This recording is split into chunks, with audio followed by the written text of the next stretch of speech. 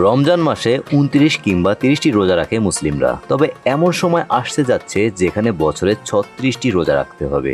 সেই সাথে বছরে ৩টি ঈদ পালন করার সময়ও আসছে। দুবাই অ্যাস্ট্রোনমিক গ্রুপের chief executive officer Hasan Ahmed Al Hariri জানান, ২০৩০ সালে ২টি রমজান হওয়ার সম্ভাবনা রয়েছে, কারণ ইংরেজি বর্ষপঞ্জি ও চন্দ্র বছরের মাসগুলোর পার্থক্যের কারণে এমনটা ঘটবে। সাধারণত ইংরেজি বছরের মাসগুলো ৩০ অথবা ৩১ দিনের হয়ে থাকে। চন্দ্র বছরের মাসগুলো নির্ধারিত হয় ২৯ অথবা ৩০ দিনে। মাসে দিনের এই পার্থক্যের কারণে ইংরেজি বছরের শেষে চন্দ্র বছর ১১ দিন কমে যায়। এভাবে বছরে ১১ দিন পার্থক্য থেকে যাওয়ায় ২০৩০ সালে দুবার রমজান মাস পালন করবে মুসলিমরা।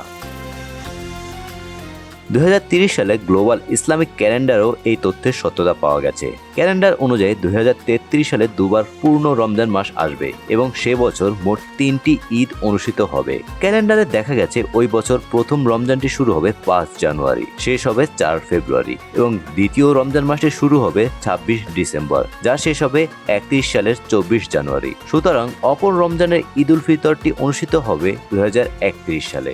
আর সেই হিসাব করলে ২০৩৩ সালে দুবার রোজা পালন ও 3টি ঈদ পেতে পারে মুসলিমরা।